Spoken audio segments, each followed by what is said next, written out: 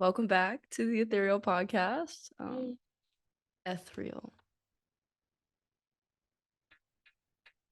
It's the one that says it. No, it's the blue one. Oh, Welcome to bullshit. thank you.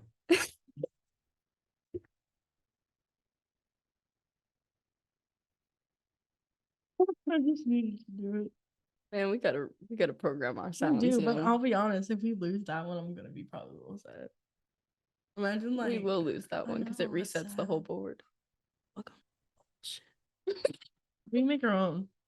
Sean's gonna listen to an episode one day and he's gonna be like, "They're using my sound." And it's just to say that one part that Welcome to bullshit. it's so good though. Like, oh my god, That is hilarious. love it. Love it, honestly. All right. So today we want to talk about routines, organization. All that fun shit. Yeah, the benefits of it, how it helps, I guess, with mental health and productivity and just, I don't know. I bought a daily planner organizer, I think maybe a month and a half ago, and it's changed my life. It does change things. It really does. Like, I go through a lot of phases. And you underestimate too how good you feel when you cross something off of your to-do list. The way I put the easiest thing, like it whenever I build my to-do list, I had read somewhere where they were like, you have a problem with with to-do lists, make yourself feel like you're like doing really good. So I'll have like the things I need to do, and then I will fill in the most random shits and reward myself and be like, oh my god, you brushed your teeth. I always brush my teeth in the morning. Oh yeah. But oh my god, you did it. You did that thing. Feed your animals. Oh my god, I did that thing. Right. So then by the time I'm done with the morning, just doing my normal morning routine, I'm like, I can do everything else. Yeah, I'm like, I want to fucking roll. I can do this. Tricking your brain. Yeah. So My morning routine is the first thing on my to-do list every single day. And that's, my out barefoot grounding with my breath work, and then I'll put on a couple of like hype songs and I'll run around the yard and Caspius will chase me and like elevate my heart rate, warm my body up, and then I'll do stretching and just kind of like rotate everything, get my body ready for the movement that I'm gonna endure that day. That's fair. I was doing really good with my morning routine. In my defense, I just started bleeding today, and I think that's why I got out of it for a few days, because I'm like, I was doing so good on my morning routine. The past like week, hit or miss, and I'm like, why? But now that I started bleeding, that's probably it. Have you? That's definitely it. Have you read into the like the 4 different cycles for women and menstrual cycle? Loosely, but I was trying to like, because I read where they were like, you need to like know your cycle like really well. So I'm like, well, right now I have to wait because when I got off birth control, that was like December. So my body has like been balancing out now that it doesn't have birth control. But the issue is that I have PCOS. That was the reason I got on birth control originally. What is PCOS? How to describe it? Some people have it because they have the polycystic like cysts on their ovaries. I have it because of the amount of testosterone that I have in my body naturally. It's not like endometriosis. No. Okay. It's something that you can have like Pretty sure I have that. but you have like problems like you grow hair in places that normally you wouldn't. You might be a little heavier because of the way like your body doesn't want to like try to hold on it, because your body wants to hold different things, different places. I don't know. It's hard to explain, but it makes your period kind of crazy. So my whole life before birth control, I had maybe 1 or 2 periods a year. What? Yeah. Before birth control? Yeah. So then, but whenever I did have them, holy shit, it was like the flood. The flood. Were they longer than a week? No, they were like about a week back then, but they were like so fucking heavy. Like it didn't matter. I would have to sleep with 2 pads and still wake up like with blood everywhere. Like I would just bleed crazy. So I got on birth control to like kind of like make that a little easier. However, that caused me to have a period every month, and I had that for like 3-4 years of having a daily period. I mean, not a daily period. That would be horrible. That'd be fucking horrible. A monthly period. And then when I got off birth control, my periods have been like every other month, or like it's basically like a month and a half, like right now. So I'm like, is that my new baseline? Is like a month and a half? My cycle is like 35 days. It's like I bled 40, so It's on a different day each month usually. For sure. I just started tracking it for the first time in my life though. I need to now. I wrote it in my calendar. I was like, I will get on this shit because the like weekly breakdown of like the different cycles, it really does make a lot Yeah, of it makes a sense. huge difference. That's why like I wanna that's why I wanted to can get plan money ahead baseline. for Yeah. it. Because then I'll be less surprised. Because usually I'm just going off of how I feel. Like in the end of the first week of February, I was like, oh, about to be crazy. They were like, why? And I was like, I feel it. I feel her coming. Yeah, because I also have PMDD, so it just is a fucking hot mess. Girl, I don't know what that is either. Premenstrual, like this. I'm trying to think of what the dis word is. No, I like abbreviations because they don't cause me to recall full words. But it's basically it's kind of like PMS, but it's like PMS on crack. It's kind of how you describe it. Like it's just a little more intense. Okay. Because like the hormones like in your body go a little cray cray, more so. Bless your soul. So fun. Love it. Yeah. So tracking that and understanding like the routine. Yeah, like that gives you like a monthly routine of like how to. Because like 1 week you're like you truly do have higher energy, more motivated, you're ready to like knock the shit out of your to-do list. You're like, I'm gonna do everything, and then the next week you can be like, yeah, like I ain't doing shit. I can't do anything. Yeah, literally. That was me. me. Not last week, but the week before. I was just like, and I was sick too, so it was double whammy. But like, I mean, I relaxed. I prioritized rest and relaxation that week because I was like, you know what, this is my week to do this, and I can push X, Y, and Z off to next week and the week after, whatever. So organizing like week to week my productivity based on my cycle has been pretty crazy. I can imagine it would be because I've been reading. I watched a lot about it. And I said I did want to get onto that. I just was I just lacked It's a lot. Yeah, it's a lot to learn. Everything. That's why I've been taking little bits and pieces at a time. I did see someone had said like based on that they had made. I guess because I guess it wasn't technically based on that. This is based in general, but people will make like their morning, like your morning routine and your night routine. I think are very important if you can get a routine for both. That could be difficult, but I've never had a night routine in my life. I always had night routines. Now I have a morning routine, struggling for a night routine. I said, no, what the fuck? You and Sam inspired me to start creating a night routine. Night routines. I still haven't, but this is what I tell myself.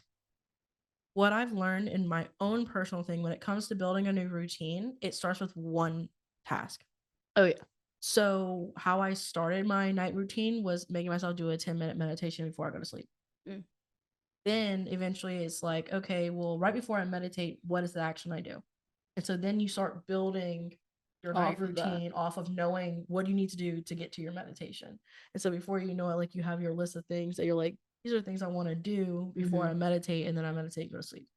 That sounds nice. I think I'd like to add mirror work into or start with mirror work for my night routine. Just like, do you do skincare?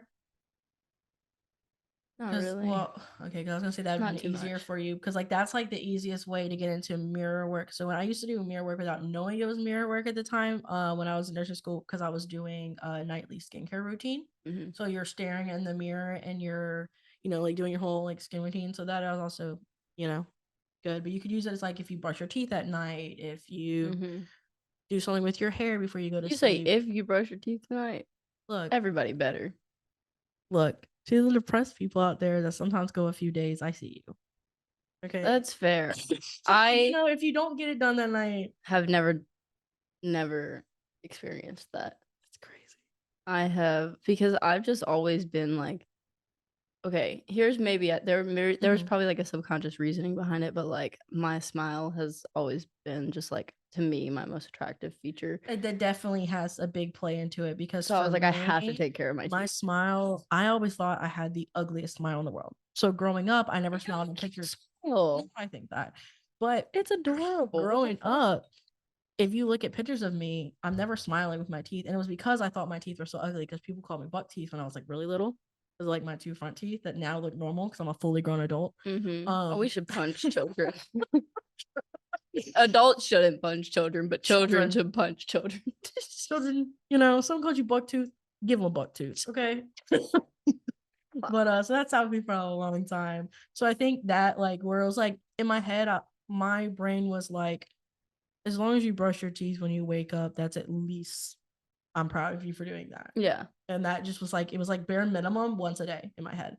And then, but even that, like I'm trying to build a better teeth routine anyways, because it's like, okay, well, after I brush my teeth, then I floss.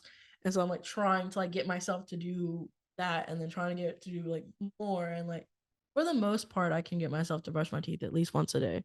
But there has been times where I was like, it just didn't come to mind. Like I was so whatever in my head that like I just forgot it was a thing. That's my problem. I forget things exist unless they're happening. That's fair. Sometimes Whatever. can't relate entirely, but I can to an extent. But for me, like I also just like absolutely cannot stand the sensation of like plaque and stuff on my teeth. Like when I can feel, I'm like, no. Well, yeah, that's why. Like, and I also floss. I've been trying to get better at. I've been doing pretty good. I have to floss every day just because like I've had a few root canals, so I have a couple crowns, and so I get food traps and stuff. So I pretty much floss at least once a day. But I try to convince myself too, because the last time I went to the dentist, and don't get me wrong, okay, the last time I went to the dentist, I hadn't been in 9 years. Anyways, so my teeth would be rotting and falling out. Like if I don't go for a certain amount of time, cavities turn into root canals, and then I have to go because I'm in so much pain that I could die. I will say, my dentist at the time was surprised that I didn't have more wrong with my teeth. Because he was like, when's the last time you went to the dentist? And I was like, like 18. He was like, how old are you? Like 26. He's like, okay. What is it? And really, the most humiliating thing happened. They took forever cleaning the plaque out of my teeth. It was the most embarrassing thing because they had to use a second tool because the one they were using wasn't good enough. Embarrassing. I left that day. I looked at my like there's nothing like a motivator like embarrassment. Yes. I got in the car and I looked at my teeth. I smiled and I was like, you're supposed to be able to see in between your teeth.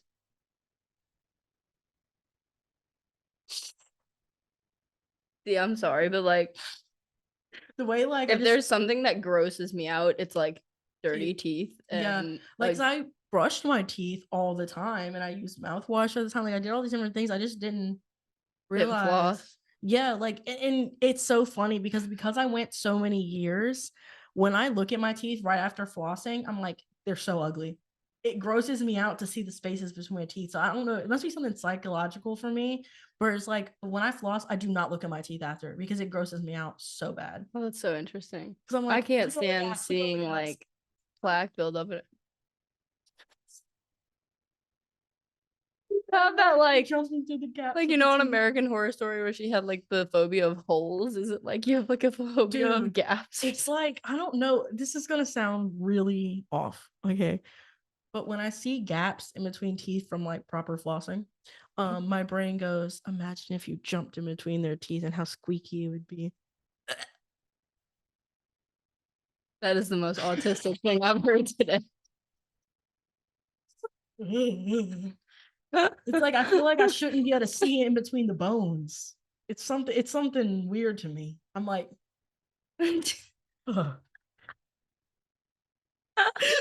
I love you. Straight up. So oh my goodness. You're supposed to see between your teeth, guys. All right. We got on a tangent about that. So the teeth really plague me, as you can see. That really. Back to routines, organization, and life. What helps you do routines is having everything you need for a routine in sight. When I was building like a morning routine, like when I had a really like when I was at my peak morning routine, I had everything I needed right on top of each other. Like the book I wanted to read and the journal was all underneath my glasses. So when I grab my glasses, it's all right there. Right. And I'm like, oh yeah, I need to do these things this morning. Mine's all on my kitchen table. Yeah, journal and everything like that. It's a good way to like tempt your future self to do what you want it to do by leaving like little like hints of being like, here you go. And then if you see it and you don't do it, you're like, well, just keep looking at it and you're like, it's calling me. Yeah. Eventually you're like, I know I'm supposed to do this. Mm-hmm. I'm like, if I just do it, it'll be over. That's what I'll do. Like sometimes when it comes to reading like a self-help book, for some reason, sometimes it's hard. Oh yeah, reading for 20 minutes a day is like 100%. one of the hardest things I've been adding to my routine. And I'm just like, literally on a bad day, if I really want to get myself to read, I'll literally be like, read one chapter. I don't care if it's 2 pages or if it's 7 pages, read one chapter. mm-hmm. I'm like, because if you read one chapter, the book has how many chapters? Even how many days will it take you to finish this book? And usually by the time you finish one chapter, you'll be like, I can go a little longer. But if not, Sometimes I get wrapped into it, my timer goes off and I'm like, repeat. yeah, it's like, it kind of depends. I'm like, just It's start a it over. day. I want to read more. I want to know more. The book I've been reading, I'm probably about a quarter of the way through it now. And like, That was the Body Keeps Score, right? yeah, the dopamine that comes out while I'm reading that book, because I was listening to this really interesting podcast. This is kind of like a side note. But I was listening to the Huberman Lab podcast. Love him. He's so smart, so educational. Yep. I agree. This person that I forgot the name of, I've never heard of Andrew podcast. Huberman. Great. Check them out. So when it comes to like learning and memory and retaining information, it's good for your brain to release dopamine because it aids in the learning process and the memorizing. And I thought that was really interesting because a lot of times during school when I was learning about something that I just like did not give a shit about, like I could not get into it and couldn't memorize it as well. But with the book that I'm reading, like everything I read is like, I'm like, oh my God, that's so cool, or that's so interesting. And I'm just like, whoa, this makes so much sense. And like the dots connect, the light bulbs go off, and my dopamine is just firing. And I'm like, this is amazing. And I remember it really well. So I just thought that was really cool. I feel like that's why they say, like growing up, at least, I don't know if they still say this. They shouldn't, because they should be more educated now to understand that it is dopamine. But like growing up as a kid, they were like, oh, well, kids with ADHD, they're just not going to focus unless they want to. Well, it's because they only are able to focus on what interests them, because there's no if there's no dopamine going off, they physically cannot. I literally could not focus on the history class in 9th grade. Like I was just like this. I don't care about any of this. Like none of this is cool to me. I like the key points for what happened, like vaguely, but when it would be like, here's the names and the years, and here on the test, which John did it, and I'm like, bro, there's 6 Johns. I don't know. I used to hate history for that shit. Everyone got the same name in white history. They all got the same names. It's hard to remember people in white history. There's too many of them. That's fair. Like, you know how many Marys are in history? Too many. Really? So I just remember exactly what year, what they did, and their full name. No, thank you. It doesn't click for me. Yeah. So then, like, Riley always loved history, and she was good at that because she liked it. I don't think it's so fascinating when it's literally just what you naturally are interested in. Yeah. Well, Thad basically. I mean, I'm pretty sure his degree is in history. He's a history major, and he loves learning about that. And then it's fascinating. Yeah, I love learning about like ancient history. Me too, like ancient civilizations and stuff. I like learning about them. It's the more recent history that I fucking hate because we all suck. Like our recent history sucks. We have been so trash. And I'm like, maybe we should remember what happened in ancient civilizations and go back to what they were doing. Right. I think we're focusing too much on the last 100 years and not at all on what we could do to get better. Yeah. Bless you. Thank you. So, yeah, no, that's super cool. I've been realizing that I'm super interested in just like kind of shamanism and just like different cultures and like spiritual leaders in different cultures. Also heard this, not quote, but this the breathwork program that I'm going to enroll in after the one that I'm doing now, the one that I'm gonna go to Australia to get my certification. He said in the video, in one of the intro videos, he was like, breathwork techniques have been practiced and used by ancient civilizations for thousands of years. But they talk about it for a while. The thing about it now is that we actually have the science to back it up, to tell us, oh, this is what's happening in our brain and our body. in our nervous system while we're doing this certain breathwork technique, and this is what it's actually releasing from the nervous system. And so it's really cool to like experience breathwork in this day and age because it is the most powerful tool that we have right under our nose. He said that, and I was like, no, he did not. Oh my god. I feel like I'm a strong believer in that the connection between spirituality and science is so close that people don't recognize it. To me, they're the same circle. There's spirituality, which means, and then there's science. And the only difference of the same, it's the same exact coin. The difference is science is the shit that we currently have explanation for, and spirituality is the stuff that we currently don't know how it happens. It's the same fucking coin, and it pisses me off when people separate them, because I'm like, as someone who spent 2 decades of their life in science and obsessed with science and all science heavy, for me to be who I am now, I'm like, no, y'all don't realize. Literally, they're like, oh, that's just magic. And I'm like, well, they also thought that what we know now is basic shit was magic because they just didn't understand how it happened. Literally. We don't know how it happened. We say that's impossible. It's magic. Hoopla. We just don't know how it happened yet. Like, we're gonna figure it out, and you're gonna go, oh, I knew all along. It drives me. But it's the same shit. It's like it's literally just having an explanation for something versus not. Right. I completely agree with that. I don't get as mad about it as you, but I do So hated. completely. I don't know why. I think it's because like when I was in the medical field and I was on my way out, because I started falling into spirituality and started analyzing what I believed was true and what I wanted to do in life. And I started recognizing when there were certain things I would say, the reaction of the scientific community around me, it would drive me, because I'm like, y'all know I have like, especially when it was like someone that had the same like schooling as me, where I'm like, y'all know we went through the same shit, so how are you gonna tell me I'm getting crazy for I'm literally just saying, well, this makes sense based off of this knowledge, this makes sense to me. But it's like, because it's not scientific, it's made up mumbo jumbo. It's the spiritual hippie people that don't believe in medicine, and I'm like, that's not what I'm saying. So it's like I understand both of them, and I see the correlation. Yeah, it's like understanding that they both are needed to help each other continue. Right.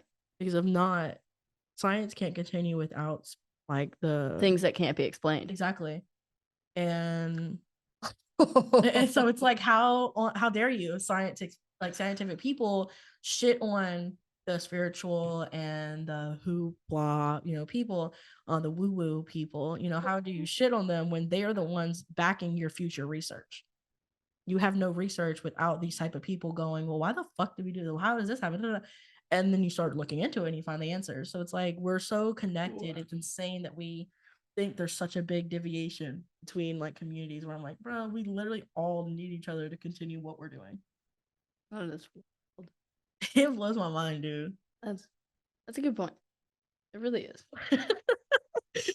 The way like me and science, dude.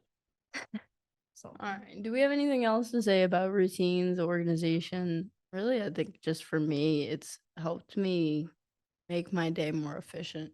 Planning things out instead of, because like when I think about all the things I want to do that day in the beginning of the day, I can plan it out. Whereas sometimes I used to I would leave for jujitsu without thinking about what else I needed to do that day. And then sometimes I would need to go run this errand, but I wouldn't have what I needed for that errand or XYZ, or I would head back home.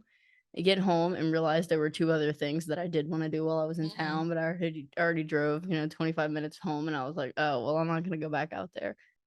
I have to, if you struggle with planning in the morning, I have to struggle the night. I do struggle the night before, but I have to plan the night before, like my to-do list. So like whatever I want to do the next day, if I wake up in the morning and I go, what am I gonna do? My brain blanks. There's nothing.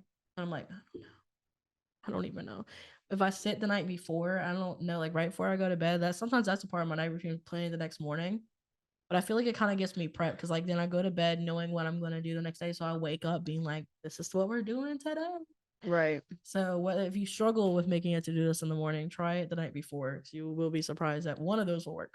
Yeah. One of those you'll be able to make a to-do list, even if your to-do list is literally the most simple like things, and it's just a simple day.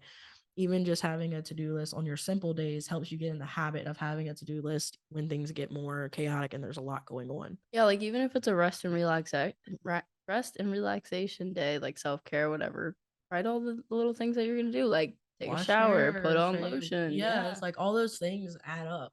And when you sit there and then after that day, you look and you go, look at all the things I did for myself today. Mm-hmm. And then you're like, oh my God, I That took care of was myself. that was me on Valentine's Day. I was like, treated Yeah, it's like myself, you took gotta myself on a whole date day. yeah, it's like you gotta make yourself feel the way you're meant to feel, which is productive, fulfilled, and like happy with what you're doing. Not necessarily just like always happy in life, but happy with the journey you're on, the route that you're taking. And filling your own cup. Yeah, And that's the biggest thing. definitely.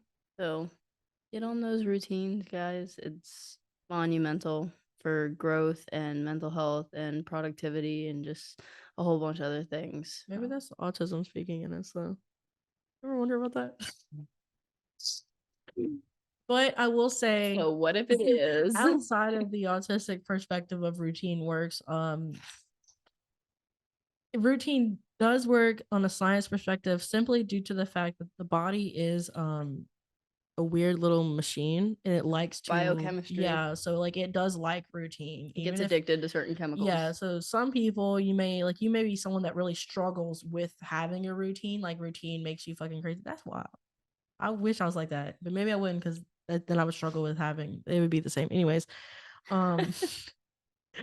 but like for your mind and your body, like chemicals, they do like being in routine. And whether you give it a routine or not, your body is siphoning through a routine of emotions and feelings that it is used to feeling and wants to feel. Yeah, so if you're not being productive and you're lazy, you're used to sitting in your head and being depressed and creating those bad chemicals, your body is addicted to that. So like starting a routine isn't super easy. And if you try to like go from one end of the spectrum and jump to the whole other end, it's like almost impossible and you'll find yourself failing. So it's just like add one or two things at a time. Schedule bullshit in your to-do list, please. Like schedule overthinking into your like sometimes list. I will literally be like this amount of time for feeling. Sometimes I'll be like, look, I'll give you this amount of time on TikTok. And I'm like, if you do these things first, so I'm like, I'm about to get those things done. So I can go do my scrolling. And exactly. And try to do it for 21 days when you're adding something completely new in. Because it takes about 21 days for your brain body to form a habit. Kind of ciphers with the moon almost. Some people it's a little more and a little less, just kind of depends. And then if you are reforming a habit, I've heard it's actually a little bit longer. It's more something like 60 days. Like for me with smoking weed, I don't smoke weed until like 9 or 10 p.m. now. Right. And it's been like that for the last almost 3 months. And 30 days was not like I felt that it wasn't enough for me. Like I hadn't completely reformed the habit with it. But when it got closer to 60 days, now every now and again, like for example, when I was walking around with Z for the parades on Sunday, I smoked a little bit during the day. And like I was totally chilling out of like Mardi Gras parades. Yeah, like I took a couple hits, I was chilling, vibing, and like it was an appropriate time for me to dabble and to enjoy that during the day. Whereas like last night, I got home at like 5 p.m. and I was like, no, I don't want to smoke weed because if I do, I'll just do nothing for the rest of the evening, and that's like 7 hours of just chilling, and that's like I don't want to do that. Yeah. And so I got up and I went to the gym. And then I got home and I ate, and after I ate, I finally smoked, and it was like 9 p.m. and I was like, okay, this feels better. So reforming a habit takes a little bit longer, but forming a brand new one is about 21 days. You know what? That's what I was just thinking while you were talking. I was thinking about like my weed habits. Like when I don't have work, obviously, like I smoke. Like I haven't smoked this morning, but I have like I know when I leave and we get home, I have like something I'm gonna smoke. But I'm like I'm off today, so in my head I'm just like, well, today I'm literally just like chilling after this, whatever. But when I first started the job, the getting used to not smoking until I got home. Sometimes I don't get home till 7 p.m. And I was used to smoking all day long constantly. When I first started, I remember it being so much more of a struggle. Oh yeah. And now I've been there 6 months, and I'm like, sometimes do I wish I had a cart? Yes. Sometimes do I wish I had an edible that I ate? Yes. However, it's a lot easier, and it's almost like I look forward to not smoking all day because when I get home and I get to smoke, it's gonna be so much It's a better. reward. Yeah, I love using weed as a reward. So if you're against that, use your own substance that you or whatever it is you want to use because that works. Right. Even like Some people, it's a beer. literally like when I sometimes like when I have a lot of like chores I need to do around the house and I'm really struggling, I will literally use weed as a reward to be like, if you do these things, then you can hit a dab or you can, like smoke some of this like blunt or whatever the fuck it is. And like sometimes if that's the only thing that will motivate me, bitch, I'll do it. I'm gonna get my shit done. 100%. Use what you have to as a motivator, like even if it's not like quote unquote unhealthy or Right. whatever. Like I'll literally be like, if you do the dishes and do all the stuff that causes you to walk around the house, then you can smoke and sit on the bed, watch TV while you fold your clothes. Perfect, bitch. So then I'm watching my show. Moderation. Don't even think about the fact Balance. that I'm folding clothes because I'm just feeling good watching my show. And it works. That's pretty It fire. works. I have should to try that. watch TV while I fold clothes. Because if not, it feels so monotonous. I don't know. I have a weird thing with like I love routine and habit. I hate folding clothes. Yeah, it's so difficult. But if I'm watching a TV show, bitch, I will fling through that and be like, "Is there more?" Because I Can't relate. By the time you're done with the dishes and you're watching TV, I like to keep my hands busy. So by the time I'm done, my fidget is gone. And so it's like almost like a fidget at that point. So I've been doing it while watching the show and not paying attention really. Right. So it's like by the time that's done, I'm like, if there's more, I can do it. Damn.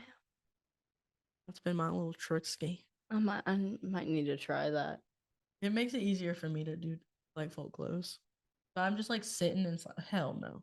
I'm gonna try bringing it to the couch and do it because normally I'll just fold them right out of the dryer. No. Because if I take them out of the dryer and put them in a laundry basket, honey bunches, they're staying in there for 3 weeks. Clean. I'll Yeah. re-dry them to de-wrinkle them like 3 times. And This is what to do. If you need, this is what when I first started doing this routine with like folding the clothes while watching something, I chose my laundry show. So I was only allowed to watch that show if I was doing laundry. Bet I did my laundry. You're like, because I want to listen to an episode of this. To know what came next. Oh, so shit. like it became like that where I chose a show that I wasn't like gonna be mad that I couldn't keep going with, but something that I was interested in. So it was like I had something to look forward to that I was gonna watch that show. Wow. So it just became like a psychological trick to now I'm like I can watch anything and do it now. But when I first started, I had a laundry show. That's iconic. Yeah, it makes it work. It makes it work because tricking the brain. You trick yourself into being excited to do your laundry. I'll do the same thing for dishes sometimes. If it's hard for me, I'll turn like a show, and we'll call it like my dishes show. Wow, I like that. Yeah, because it will keep me being like, okay. You could even do that with like a podcast. Yeah, literally, it's like it could be anything, an like audiobook, whatever. It tricks your brain into being like, when I do this activity, I get this. And so your brain starts focusing on the good it gets, and it's like, oh, I get to watch this show that I'm really interested in. That's and then you feel accomplished that you did your laundry too, 100%. So you get that feeling. And you're like, I did my clothes and I watched my show. What would my mama think now? Hell yeah, brother. Oh my goodness. All right, should we pull one of these little things for a little end of podcast topic? I guess so. That one landed by itself. That one's the one. These fell in pairs. Wait, I did not expect you to just. I wanted to see what the universe wanted. Fucking awesome. They both fell in pairs. And that one by itself, you had to say that was like a tarot pull right there. Not you seeing the pattern. The oracle. I just want to say that like the other day, I don't know if I told you this. It was a couple weeks ago. I was talking to my therapist and I was like, I don't even know if I am autistic. And she stops me dead in my tracks. She goes, if it talks like a duck and walks like a duck. I said, Karen. I was like, yeah, that was Karen. With a lot of things when it comes to yourself, yes, the doctors can tell you whatever, but like there comes a point where brain fog, my life. How to combat brain fog. Honestly, usually brain fog to me is okay, so I read this metaphor one time where they were talking about how like thoughts are like clouds passing. So when I have brain fog, what I imagine is going on is that it's the clouds have piled up on each other so it looks dark. And all it is that I'm ignoring my thoughts. So usually when I have brain fog, it's because I'm ignoring something that's trying to talk to me in my head. So I'm blocking it out so it feels like I can't get in my head. Usually once I like meditate and I'm like, what's going on up there? Something eventually will Checking go, in. hey, because there's never nothing going on in your head. It's impossible for your brain Right. to not think. You just don't tap into it. So if you're not tapping into it, why? And for me, it's usually because there's so much going on that it just becomes like a cloud covering everything. And I'm like, I have no clue. So I feel That's like fair. meditation's usually my go-to, or just sometimes I feel like brain fog also is a universe being like, babe, you're in your head too much. Get out of it. Mm-hmm. So sometimes I work with the brain fog where I'm like, I'm not supposed to be in my mind right now, I guess. That's probably my go-to for mine is like getting physical. Yeah. Like It's I'll literally just start doing some push-ups or like go run around in circles in the Mhm. backyard, just do some jumping jacks, get the heart beating, or breath work yeah. I feel like techniques. if like breathwork meditation doesn't work, then it's the universe being like, babe, stop thinking. Mm-hmm. It's like, I'm putting a wall here because you won't get the fuck outside. That. Go sit in some sunlight, go exercise. Yeah, when I'm like really in my head and just like get worked up and I start Mhm. getting emotional, I'm My like, brain blinks. I'm going to the gym. That's fair. I'm going to the gym. My brain shuts off and I'm like, fuck this shit. Yeah, my brain will literally just go. And I'll be like, I'm out. hey, what's up there? Nothing. Nothing girly. Not Go even do something crickets. physical. Just silent. Exactly what I can see. Nothing. When you have brain fog, can you still see in your mind? What do you see? Because, I like I said, mean, I imagine it's just really cloudy. Like it's a when you cloudy said day. fog just now, like I just saw fog and clouds. I don't know. So Brain fog, but crazy. And the meditation I did this morning, slightly off topic, but when I was doing the meditation this morning, I closed my eyes. She was like, "Now, see when you close your eyes and look to your third eye, what your brain shows you." you were like, And then I was like, black. And she started naming, she said, any shapes, colors, or blackness. And I was like, she saw. Because I it always love like you. imagine this, and I'm like, no one ever is like, but if you can't, they're always just like, maybe she doesn't see have a the mind's waterfall. eye. Yeah, she's always like, see a waterfall. I'll imagine I'm at a waterfall, I guess. I literally just imagine sitting by a waterfall. Like, I don't know what else to do. Do you like hear it? No. I can hear things too. Sometimes maybe I can, but like if someone's like, oh, imagine you're at a waterfall. What comes to my mind is writing like a description in a book.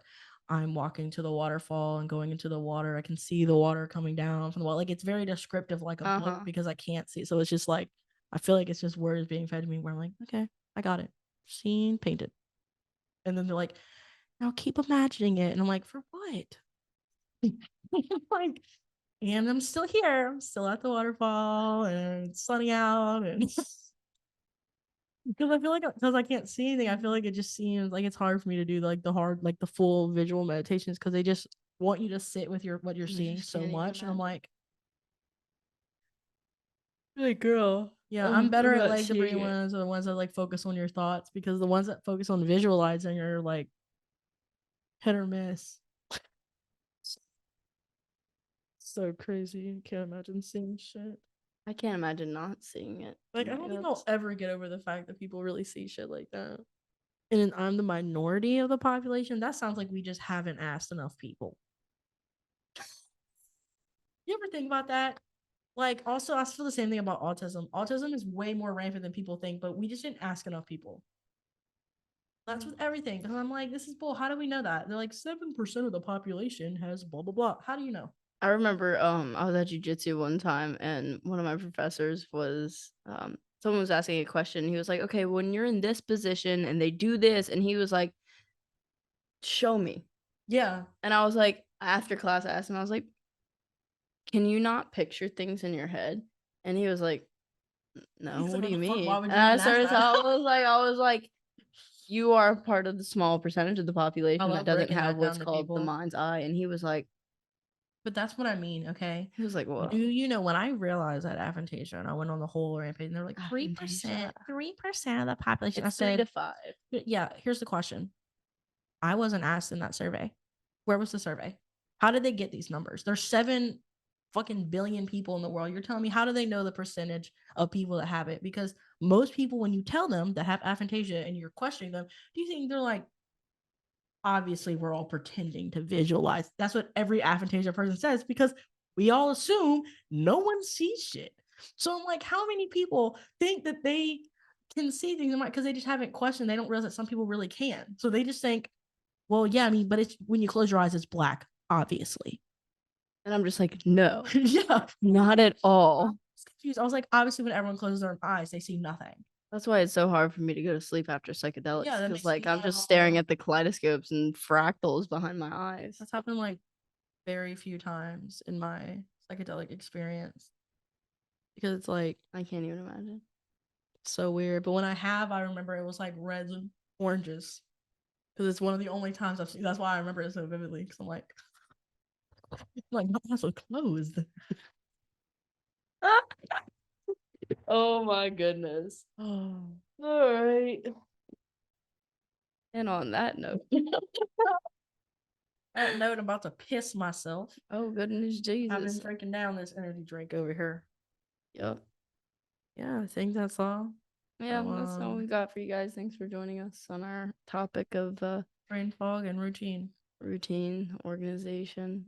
We hope that offers a little bit of insight. Some And- help in some degree. Yeah, and like, you know, sometimes take things that we say with a grain of salt, guys, because we're just talking on our own experiences. Yeah, we can only speak from our own experiences, perspectives, and stories we've heard from people. Right. So some things might resonate and some things might not. But Some things you might hear us say, you'd be like, no, hell no. I'm That sure. doesn't work for me. That doesn't, like, you know, and nothing we say is going to be super factual. So, you know, we're just talking on our experiences. I like to say, I don't know, people have asked me for like what I do, like the podcast, like what exactly I have in mind for it. And every time I'm just like, I say the things that I wish younger me would have heard. So whether things work or not for you, give it a try. Because there's things that I spent 25 years not doing strictly because I assumed they wouldn't work. And I never tried them. And then they did. And I'm like, God, I wish I could have told my younger self, just try Just it. try it. So Experiment, try new even if things. it doesn't work, Be just safe with it, though. trying it is something that shows that you are showing up for yourself and trying to figure it out. Yeah. Even if it doesn't work, at least you're trying something. It's better than just sitting there and being like, this won't work and nothing was going to work and it's just this. That's a bit pessimistic. Yeah, you'll never get to anywhere like that. Gotta try things, love. They'd. All right, guys. Thank you for joining us on the Ethereal Podcast. I'm Dom. Saige. And we hope you guys have a wonderful day. Love and gratitude. Y'all.